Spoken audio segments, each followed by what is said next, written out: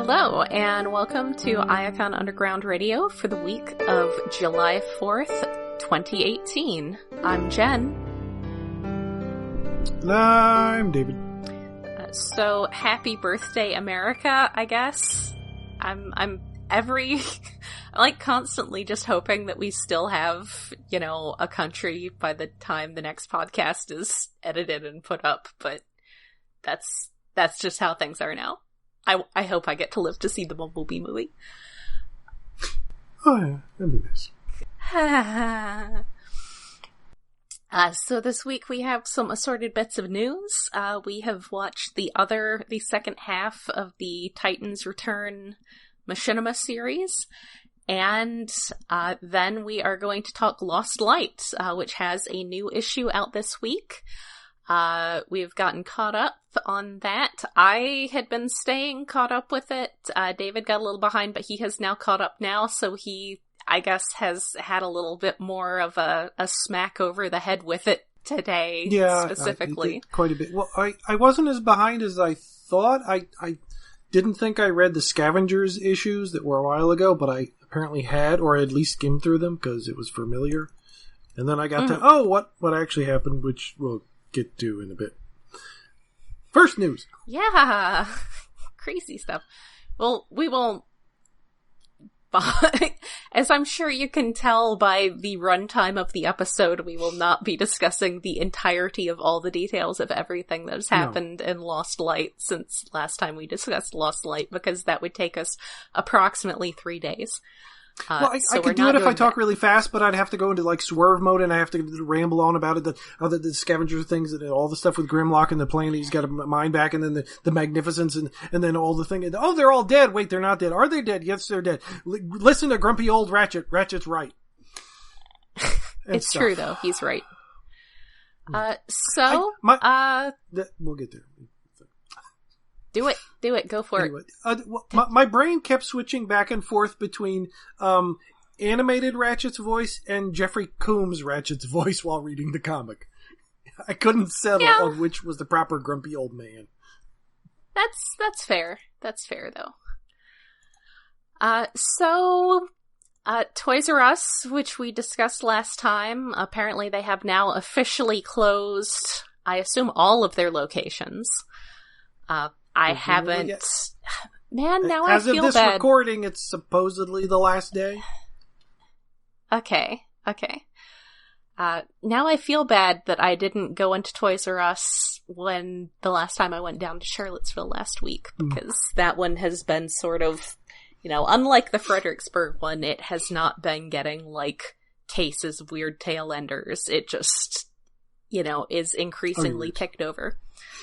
It's increasingly down to, Blade Runner 2049 Funko Pops and... I was gonna say, Blade Runner didn't have toys, but yes, Funko Pops. Last time I was there, just wall of Funko Pops, some other stuff. No Legos, almost no Transformers. Some Power Rangers hanging out. Look, I got my my Funko Rock Candy Ripley, and that's all I need out of them for a bit. I thought about digging through it because there's probably some characters I like besides Rocket and Groot, but I couldn't be bothered digging through all that shit just to find a half-price version of something I might put on a shelf. And that you would be saving $5 on. Yeah. So it's not even that's both of the ones that I went to were pretty much, there was no 50% off G2 Primus. It was just all that stuff was just gone. So I kept being a little tempted by the big Marvel Legends A-Force set, but even that was a little out of what I wanted to be spending on action figures, and so they're gone. So he's dead. However, on Facebook, their banner says, "Stay tuned here for news and information on the next chapter for Jeffrey and the iconic Toys R Us brands. #TRUB continued." Which Dun, dun. really doesn't mean shit. It just means that they still have the rights to Jeffrey and the Toys R Us logo. And if somebody wants to buy that off them and start shit, yeah, give us money. But like the Toys R Us as it is dead. Child World never came back. KB Toys didn't come back, did it? Unless it lives on in Canada or something. There's possible news there too. I have heard, as far as Toys R Us goes, that one of its executives is working on possibly buying it out, buying the intellectual property, and relaunching it. So that's a possibility. Also, there was talk about something like that recently with KB Toys, with somebody... Yeah, I remember getting the that, rights to all that and talking about relaunching it. So, as long as they have the stickers, they have to have the classic KB stickers, because those were so great. Yeah. But yeah, so maybe they do have some stuff planned already, or maybe that's just, a placeholder for their Facebook page. But I have heard that the actual intellectual property sell-off, the sell-off of the Toys R Us brand and the Jeffrey the Giraffe mascot and all of that stuff, basically the rights to open a store and call it Toys R Us, all that stuff is up for sale and there's a lot of interest in it. So, maybe something is going to happen. Maybe it won't be all bad, and maybe the new company won't be bought out by vampire capitalists and sucked dry. Yeah, I know. It's a pie in the sky. It'd be nice if it comes back, but at this point I kind of doubt it. Businesses are crazy. Like, GameStop is thinking about, and probably going to start, have comic books in their shops. Instead of just video games and half Funko Pops, now it'll be spinner racks of new comic books. That's ridiculous and kind of off topic for this podcast, but it's a thing. Not really, because we do talk about comics, and I don't know that they have a deal specifically with IDW. No, but it'd probably be just... Well, I think they have a thing with Diamond is what they're doing through, so there's that bullshit going on. Diamond, the necessary evil of comic books. My argument in favor of the GameStop comic book thing is, much like Toys R Us, the closest comic book shop to where I am right now is like 40 or 50 miles out in the next big town. However, we do have a GameStop. Yeah. So the nearest GameStop to me is like across the street from where I work. So that's, and I've had times in my life, like right now, where I haven't really been collecting physical weekly comics because I've been living somewhere where there's not ready access to any kind of selection of titles. And I mean, admittedly, I'm an adult. I can drive to Charlottesville and I do go to comic shops and get, and sometimes bookstores and get trade paperbacks and stuff. And these days you can get digital stuff. But basically I think anything like that that's sort of a good gateway, I think is ultimately a good thing. I mean, it's a good, maybe, but like, it's only going to have like the most popular comic books probably. Or it's just going to be overloaded with issues that don't sell. Just piles of stuff that they have to send back. If they had trade paperbacks, that'd sell better, but why do that when there's Barnes & Noble and other places? It just seems I think a wonky idea.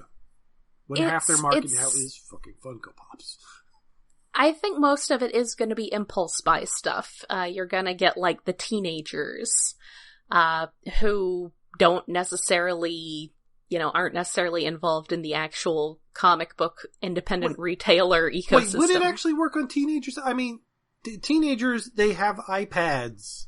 They can already get comic books. They can already get, do they? Oh, what's the Marvel Unlimited and whatever the hell DC calls theirs.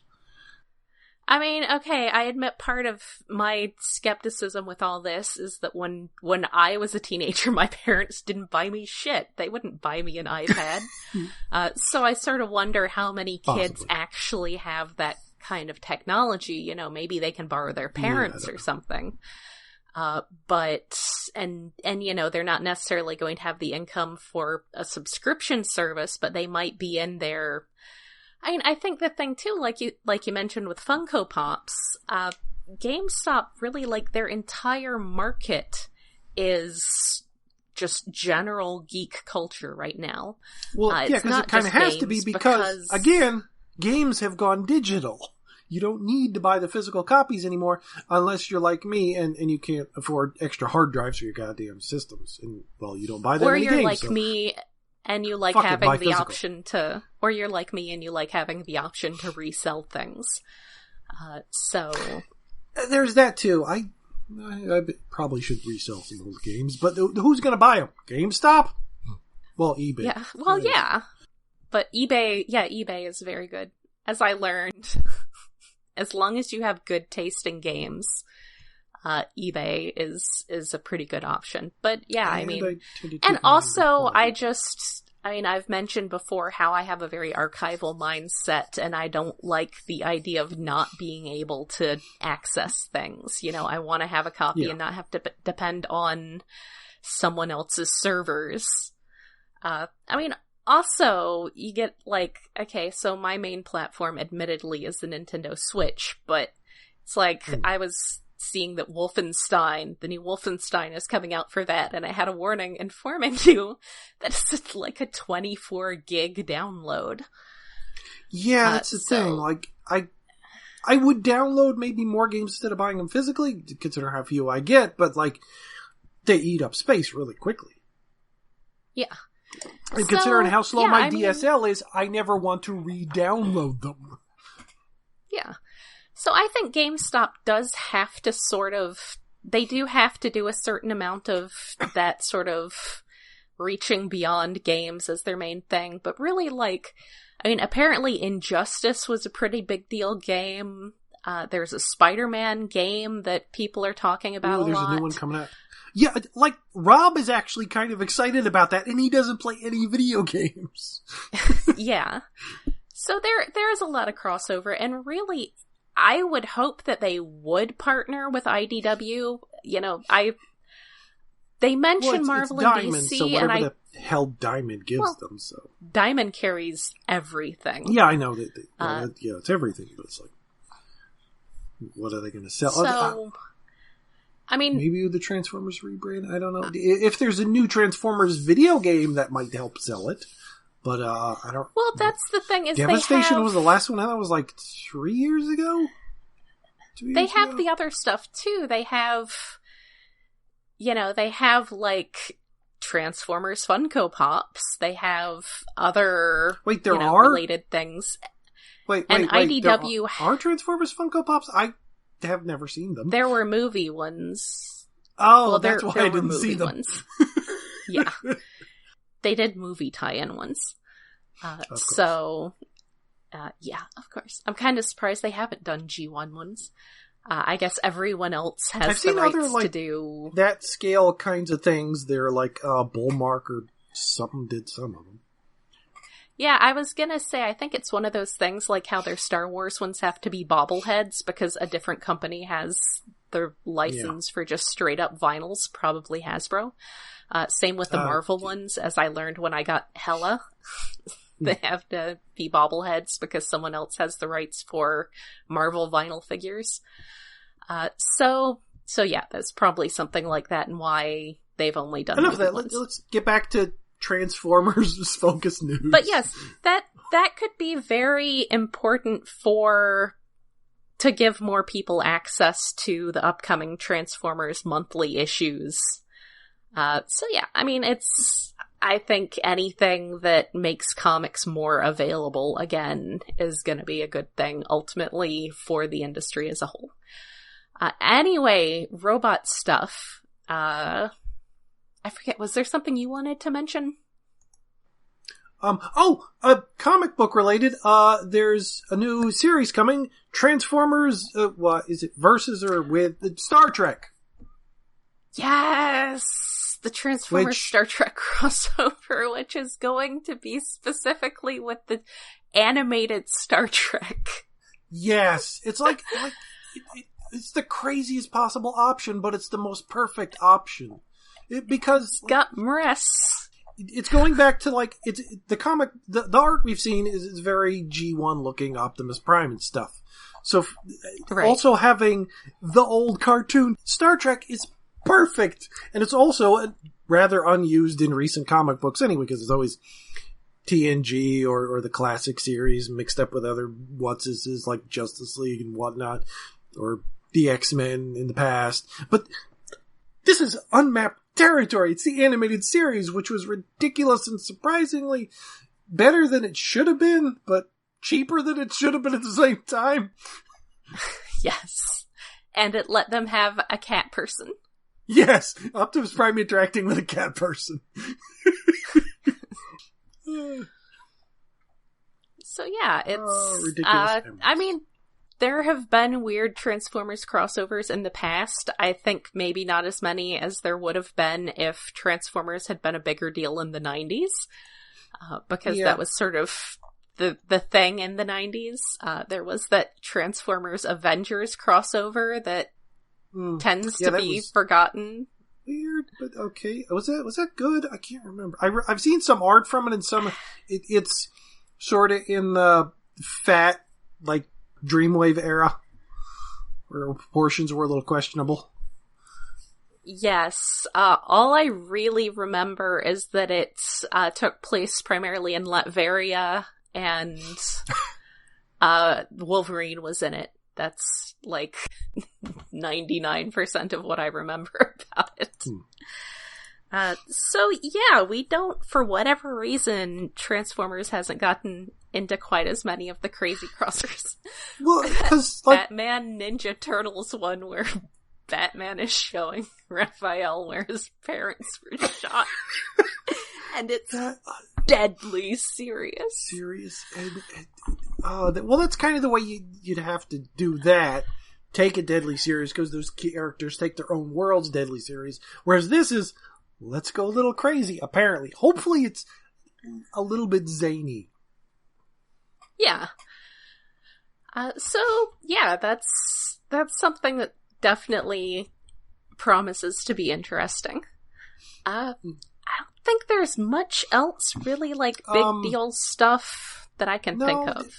Either we've forgotten it or it's just passed by. The only other thing is the SDCC toy exclusive things have come out, and the most important thing is we're getting yet another Bumblebee. Of course, it's gold. It's the early Camaro, the 70s one, but it's coming with was it Zor and whatever the crap, the two dinosaur cassette Transformers that were only in Japan that combined somehow into a larger robot dude, but dinosaur cassettes.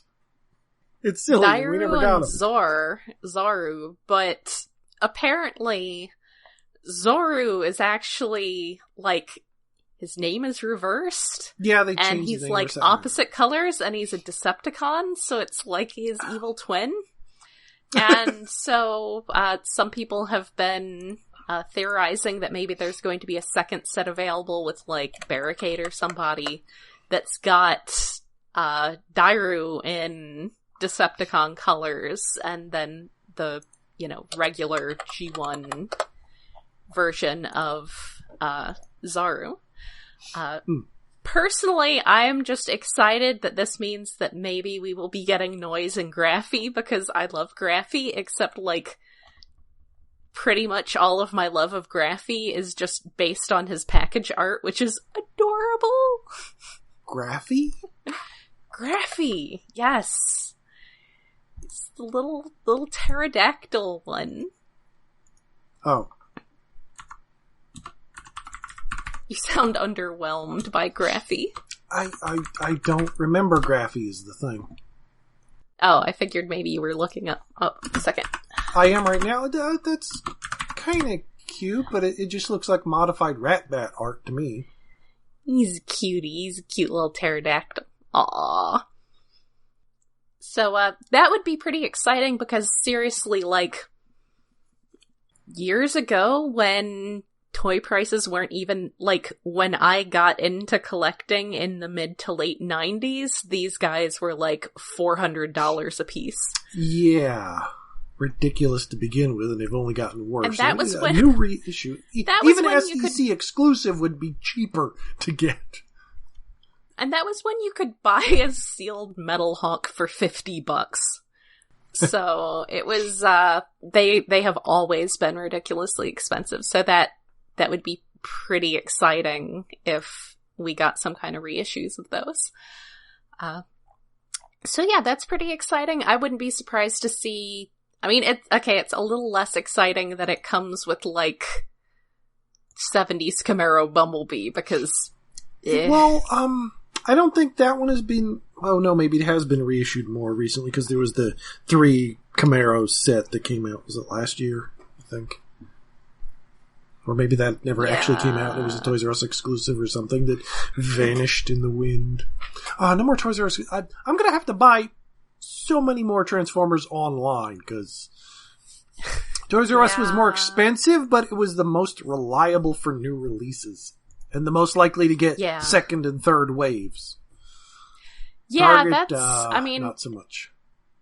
I was basically lucky enough to show up, to happen to drop by the night my Walmart put out Wave 2 Power of the Primes Deluxes, so I got my Blackwing and my Moonracer, but... Yeah.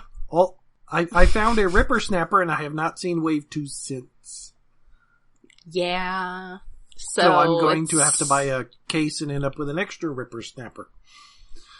Yeah. It'd be nice if Amazon more reliably carried that stuff, but... Who knows? It'd be nice if Amazon kept them at actual retail prices. Well, and not the ridiculous markups. Because people are reselling them. That's the thing, is that's Amazon. A matter of Amazon not being the one selling it. That's third-party sellers that do that. If Amazon themselves carried that stuff, then... Yeah, all I ever see is secondary sellers on Amazon for Transformers. Yeah. So that is what it is. It's not great.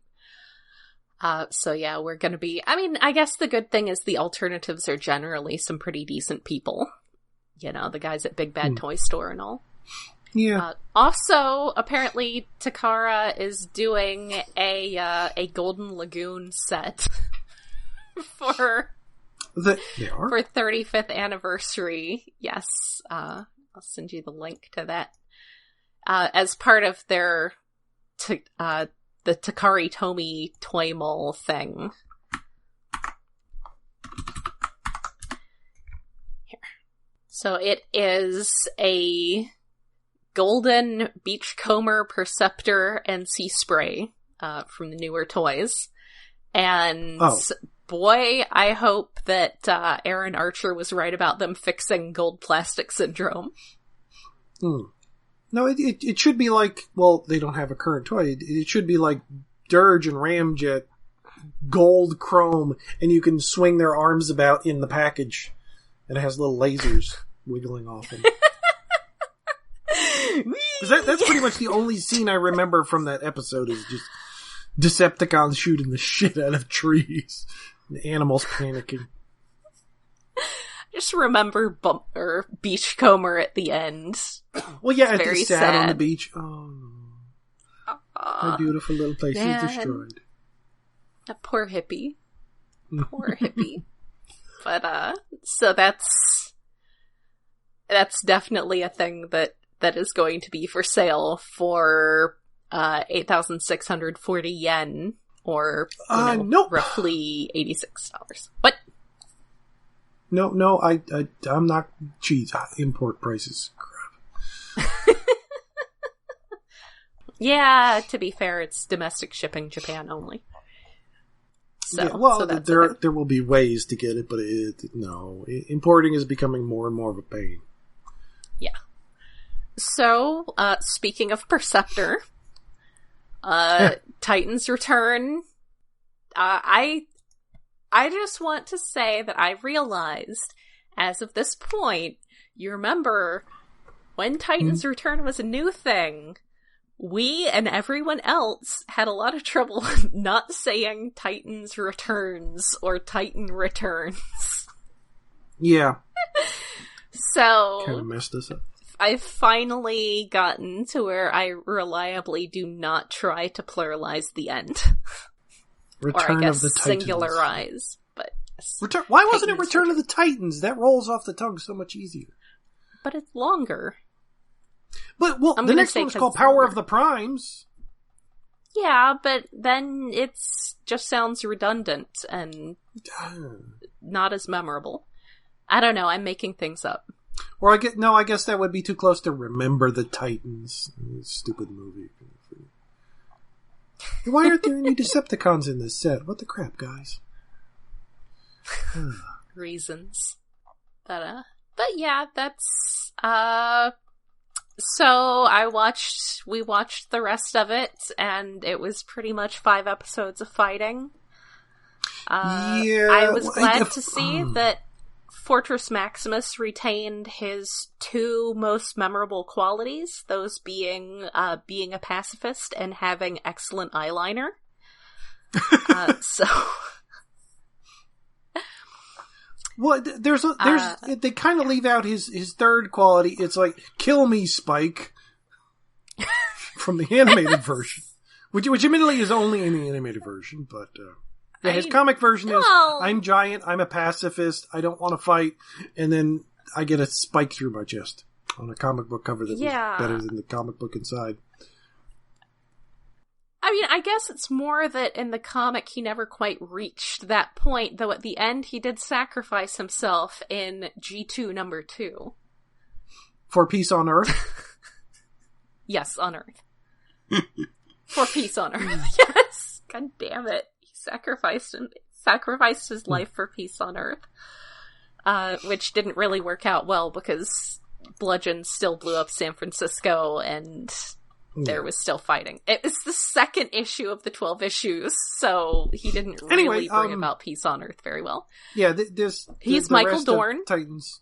He's Michael Dorn. He's good. He's Michael Dorn basically trying to do his best, Mr. Data.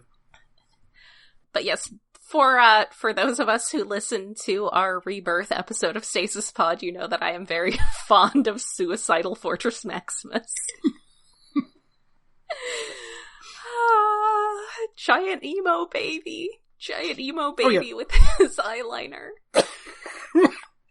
Anyway, these 5 episodes, I think I could sum them up by Mistress of Flame is dead, Perceptor's sad for a moment, and then he's okay talking to Prime for the rest of the story, and she's forgotten. Windblade gets tortured to wake up Fortress Maximus, and she's fine after that. Victorion gets repeatedly kicked around and stepped on by Trypticon, but in the end, she's fine. The women characters in the show don't fare so well. My favorite part was when she combined with the other combiners, except instead of becoming a new combiner, they were just her, except huge and from an 80s album cover. Yeah, because she was just outlined in pink neon full of stars, and it just needed that, silver block font over top of it. Okay, the color design in the show is the second best thing behind Sassy Megatron. Because a lot of, in her fights when she's pink, there's a lot of blue in the background, and it's like an 80s Trapper Keeper cover, and it's very, what is it called? The bisexual color scheme. And a lot of fights. Yes. Bisexual flag. The hot pink and the neon blue. Yes. What is it? Energon blue? Allspark blue, that was the color. See, the colors are good, but it's just the fight. Trypticon, eventually, every once in a while, he belches purple, and Starscream says, why is that a thing that, for Starscream to talk, Trypticon has to belch purple? I don't get it. I don't know that it's necessarily belching so much as it just starts out with being sounds. It's just, I don't know, sort of pained, belchy sounds before you can understand what he's saying.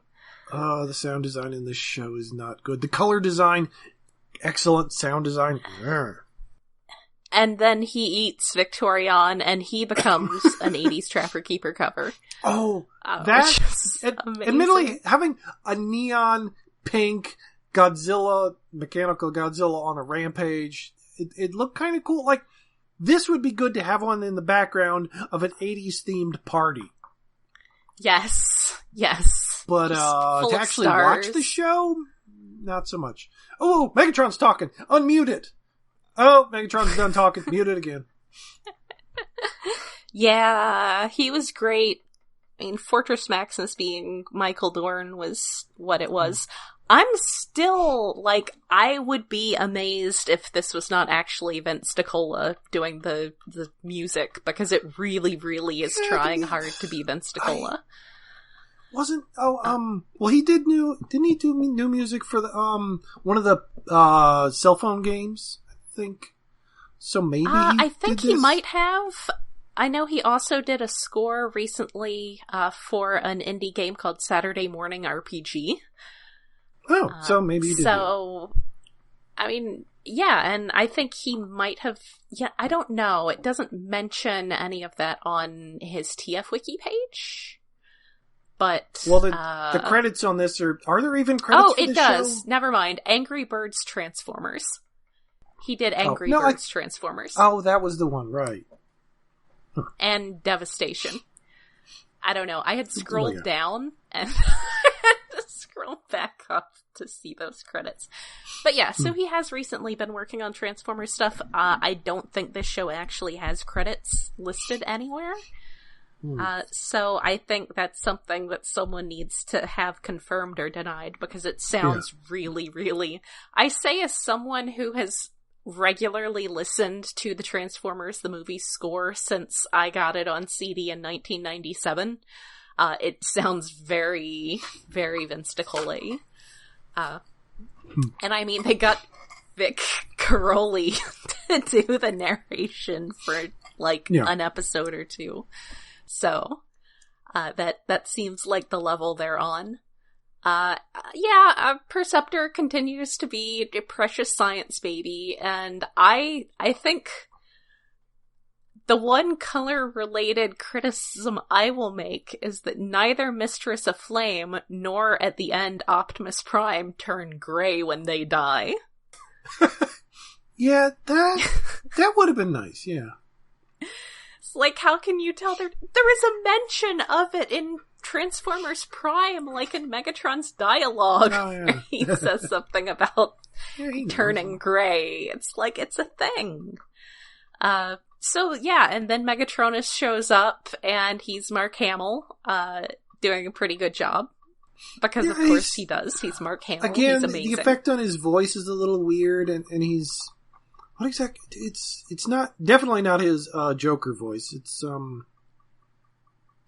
it's got a little of that edge to it, but yeah, he's been a villain in so many cartoons. I can't remember exactly which villain does this remind me of most. He's so great. But also they did manage to name drop Power of the Primes before Power of the Primes started. Yeah, I think, was it Megatron that did that? I think. I don't know. I mean, Megatron had most of the good lines, like when he's complaining that Optimus was standing in his way. You're blocking my view of the fight of the Titans. Someone told someone, I forget whether it was Prime or Perceptor, but they told him to beware the power of the Primes. Oh, yeah. Like, prophetic style. It's like, okay. Why does Megatronus, why does the Fallen, who starts out as a glowing Fireface, why does he look a lot like Mazinger Z? Like, he's got that head. Reasons. He doesn't have the they just like Mazinger Z, okay? I mean, it's a really great head design, but to see that, it is. Bowl thingy with notches in it so a little plane could land in it on a Transformer is a little odd. Although I'd really like a toy that had that. Like a Mazinger Transformer, yes. That would be awesome, but never gonna happen. I did like Megatron getting all, angry at him about how he had done all this serving him, and what does he have to show for it? So that was pretty good. What did you do to help me? My empire is gone. You didn't do crap. I did everything in your name, and now I have nothing. So that was pretty great. It's good Megatron. Not the best Megatron, but a serviceable Megatron. I don't know. Megatron might be the best written part of this entire thing. Yeah. Like, putting this Megatron in any other series would be good. It's just everything around him doesn't quite work, or just the fight scenes aren't animated well enough. It's just kind of a mess. Yeah. Yeah. Like I mean, scene, there's... When Giant Victorion throws her sword at Trypticon as he's about to breathe radioactive Godzilla fire on her, the sword hits Trypticon, knocks his face one way to the right, but somehow he fires the fire to the left of Victorion laying on the ground. Like, spatial relations bad. Yeah, it's not... God, they're... I wouldn't say it's quite to the point of being one of those things where the things it gets right are really right and the things it gets wrong are really wrong, because there's a lot in the middle. But, yeah, like... some of the things it gets wrong, it gets really wrong. Yeah. So, relevant to all this, as I mentioned, I have just been watching it on the Go90 app on my phone. And when I opened it this time, I got a message saying, as of July 30th, Go90 will no longer be available. For more great content, check out Yahoo Sports, HuffPost, and Tumblr. Thanks for the love. So I hope that means that, I mean, maybe that's why they went ahead and put some of this stuff on YouTube, because they knew that the writing was on the wall, or maybe they just, put stuff on YouTube. Presumably, Machinima still has the rights to put this stuff on YouTube.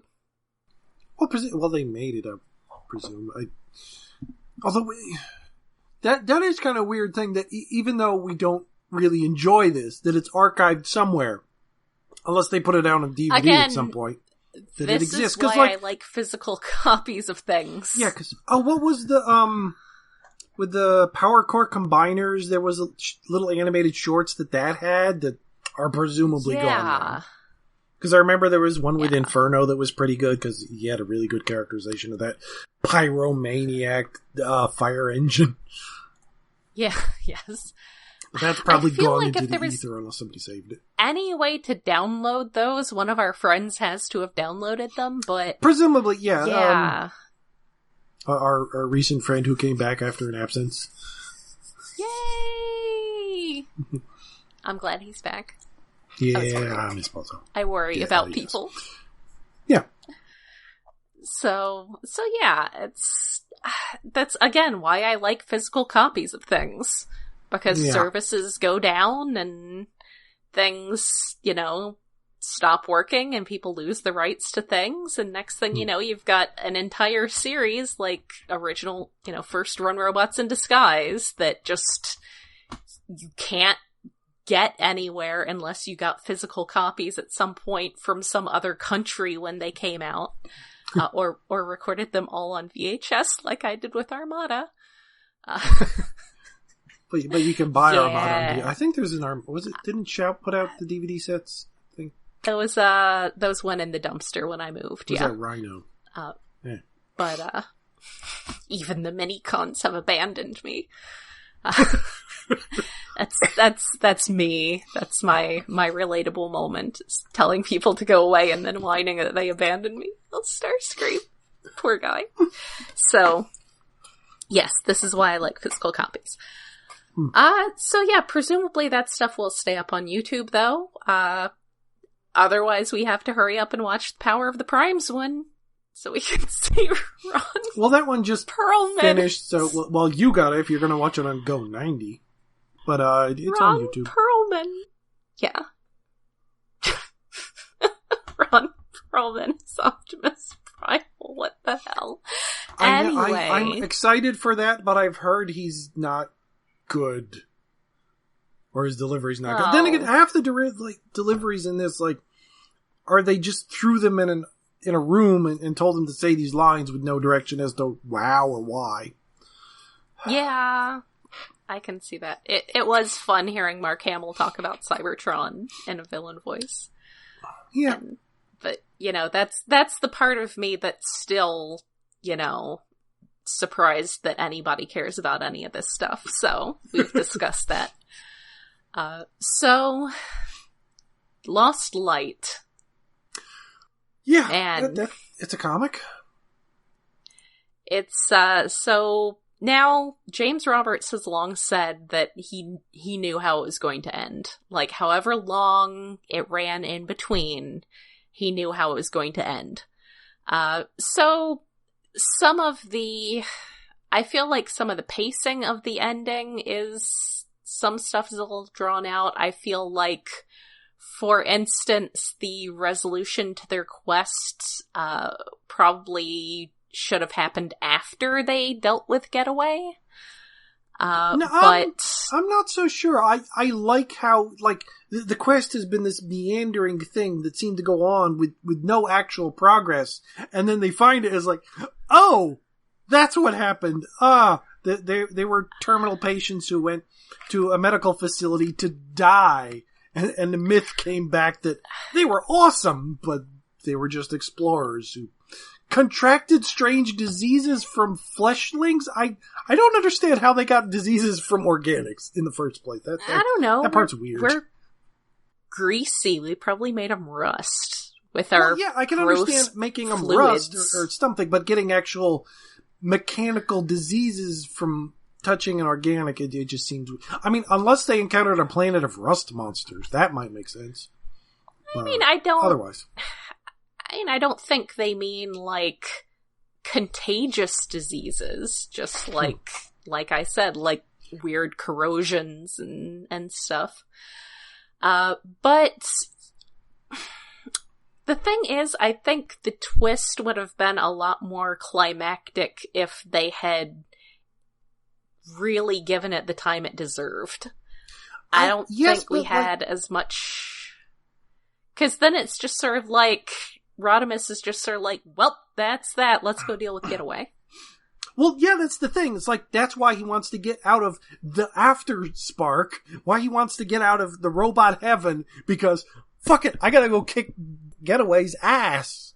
It's a motivation, so that has to come after. And like, if it was the other way around, it's like, well, I kicked Getaway's ass, I got my ship back, I'm okay, let's stay. Well, no, Rodimus would still complain about being in heaven and try to get his way out.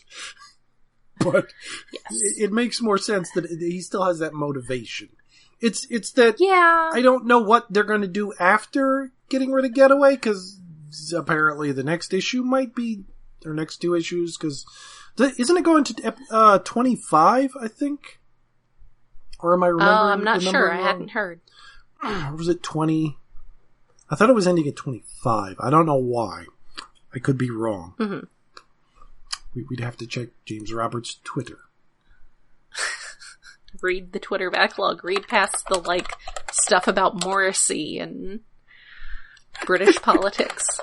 I love Morrissey. Well, British do. They do music. Such a complete and utter twat. I love him so much.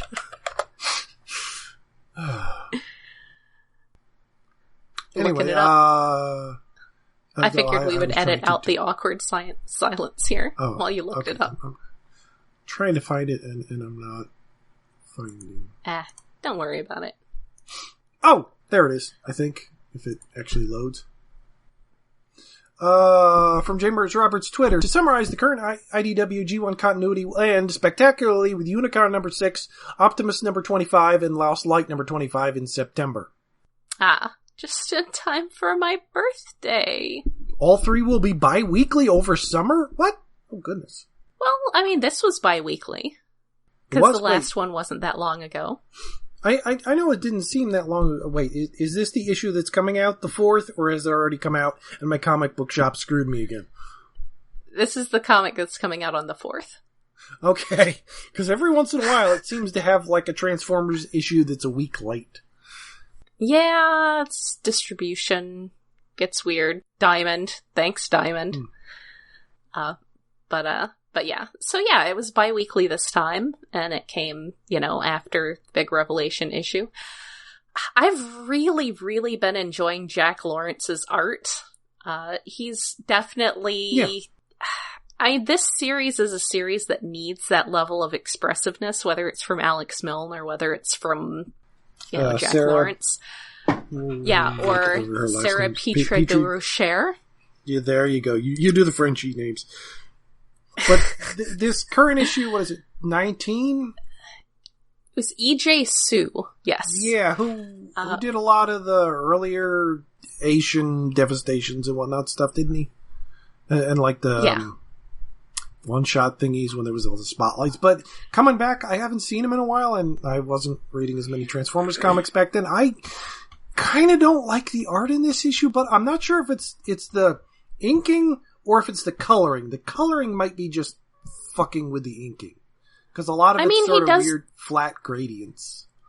Yeah, he does do that cross-hatching thing, which I think has always been kind of a signature of his art. I think it's mostly just that he's more of an action artist. He's not really as well suited to panels that are just characters reacting to things. Yeah. Yeah, I mean, his art is really good for the things it's really good for, but I don't know that it's... God, now, it's like... Used to be, like, you had some artists who draw Transformers well, and some artists who are great artists, but just cannot do Transformers.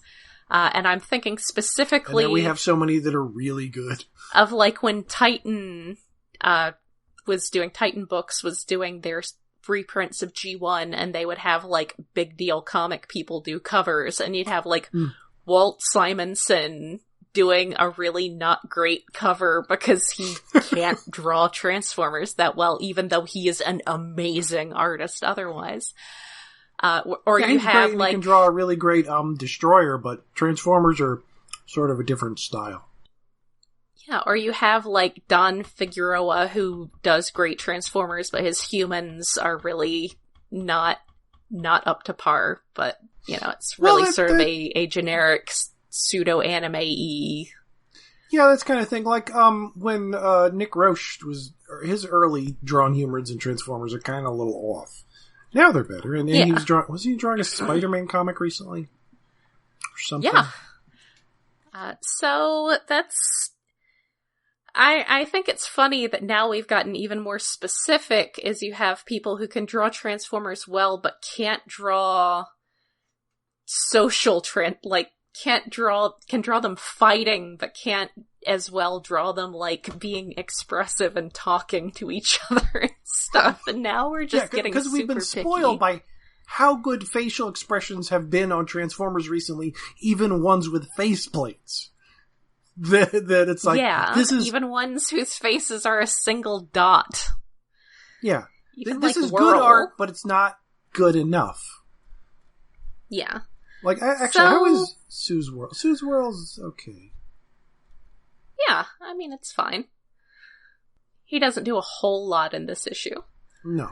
The last few issues, lots of squinting eye and good expressions. Yes. So yeah, I've said that I'm sad to see the series go. I don't know that I do feel like the twist as to Cyber Utopia could have maybe deserved a little more attention. But it does look like we're going to get a... It got as much attention as Rodimus gave to the quest itself. Well, that's fair. That's entirely fair. Wait, does... just think of next issue when he explains what Cyber Utopia is to Getaway. How Getaway's reaction is going to be. You did all this shit to discover stuff we found by accident, and it means nothing. And then it wasn't even any good. So... Also, Getaway has apparently turned a bunch of people into Spark Eater, so that's sad. Yeah, a bunch of guys we kind of liked, but it was guys who had betrayed everybody else that we really liked. Anyway, so, blow up Blue Street, sorry. Again, I mean, it sort of goes back to my thing about Nightbeat and him being a jerk and how it was more enjoyable in the G1 comics when you weren't as emotionally attached to the people he was being jerks to. Or being a jerk to. And now it's like, don't be a jerk to him. So, but yeah, it's like, I like these characters. It's sad. But you can kind of see, like, I mean, like we used to say before it was no longer true, Getaway wasn't wrong. Now he's very wrong. But at first, he wasn't wrong. Well, so you could sort of relate to, like, why Thunderclash went along with him, and you could relate to, like, why a lot of them went along with him. It's just that they were betraying these characters who we really loved, and so it felt a lot worse than it necessarily objectively was. Yeah, cause it kind of breaks down. It's like Marvel movies we've been talking about recently. It's a little bit Thanos. Like, the original idea concept is good, and we can agree with that, but everything that flows out of it is wrong. Like, no, you're doing this in the worst way possible. Why are you always choosing the worst option? Bad. What? Yes. Kill half the universe. Why? Why? Make more food, something, rearrange how energy balances in the universe. Nope, kill half the people. Whatever. Anyway, the most disturbing thing in the comic recently, other than killing people and dying and Nightbeat, it's a little spark floating away because of a hospital that kills its patients. Scorponok has 3 fingers like Bulkhead from Animated, and that disturbs me. I'm not used to him without claws. Human children, sort of. Oh god, the chest baby. I really like the part when Misfire goes up to Grimlock and asks about the baby, and what about the baby? Others are like, nothing makes sense anymore. Oh yeah, because like, that was Magnus that said that after he is like, things are weird, but no, things follow the rules. They're weird like usual, and then he mentions, is the baby okay? It's like, no, things are wrong. But, so, yeah, that was an interesting storyline that I guess is going to get eaten by Unicron. I was very sad that Slapdash got blown up because I care about Slapdash because he used to be on the team I wrote fanfiction about back in the late 90s. I think I had a Slapdash, maybe? I know I had the other one. I think I had Slapdash. I never had Getaway. So Getaway being the villain is perfectly fine to me. I had one that a friend gave me because I wrote fanfiction about him. So he falls into those categories of characters who I only care about because I wrote fanfiction about them. So that was sad. But anyway, Unicron's gonna eat everyone. And hopefully for a future podcast, we can get caught up on Optimus Prime and also discuss how that's going. Yeah, there are more than 5 issues I haven't read of that, so that, well, maybe by next week. Maybe. Yeah, that's gonna be a couple day effort there, but well, it will get done. There's some really good art in there. There's, Keizama. I'm excited for that, although there's a stretch where I flip through where it's not Keizama art, and that makes me sad. Aww. I forget who it was. So yeah, we will be catching up with that. We will be keeping up with Lost Light for a bit. We will be watching Power of Oh god, Crimes. It's Raymondelli, that's why! Ah, no! No! Oh no! Your nemesis. No. Oh, but Petrie de Rocher comes in after that. Yay! And more Keizama. That's good. Yeah. Your nemesis. So yeah, that's an exciting bunch of fiction that's coming out. Someday some toys might appear. I guess in the meantime I can just play with my Fortress Maximus some more, because he's great. Yeah, that's awesome stuff. Longish episode again, maybe, although a chunk will probably be cut out. Yeah. Yeah. We'll see if I can talk myself into and or out of ordering that third-party Thunderclash. You don't need it. The series is going away. We're not going to have him on God, covers I of everything. need it so bad, though. He has so many pretty colors. So bad. He's all the colors. I'm sure he's cheaper than a G1 one. Probably. And a better toy. Because everything now is better toys. So if I can resist getting a giant black and purple dinosaur, I think you can resist the Thunderclash. I don't know, man. I don't know. Well, then again, I still have my G1 Trypticon, so that kind of fills the hole. On one hand, camping equipment. On the other hand, Thunderclash. So, that's it for this week. We will be back soon with Power of the Primes. Wish us luck. In a week or 2 or 3. Probably 2 weeks. Probably. Yeah. So until then, you can find us hosted on iaconunderground.net, where we have a Patreon set up to help with hosting expenses. And you can also find the other podcast we do with our friend Rob, Stasis Pod, where we are currently going through Transformers Prime, the most hella dark Transformers cartoon that wasn't actively trying to be needlessly dark.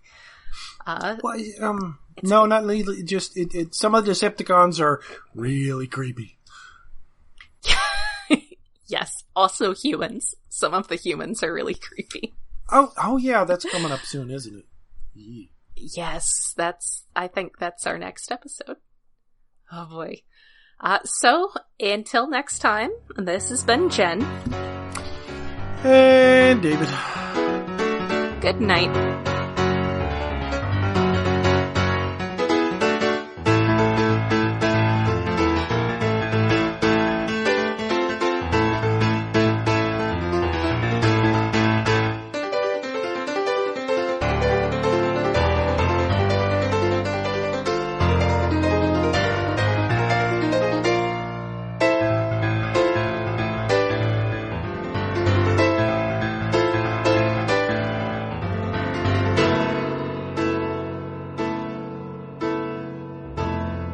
Iacon Underground Radio is hosted by iaconunderground.net. We are listener-supported through Patreon, where you can help us cover the cost of running this show and our other podcast, Stasis Pod, at patreon.com/iaconunderground. We are on Twitter at IaconUG, Tumblr at iaconunderground.tumblr.com, and Facebook at facebook.com/IaconUnderground.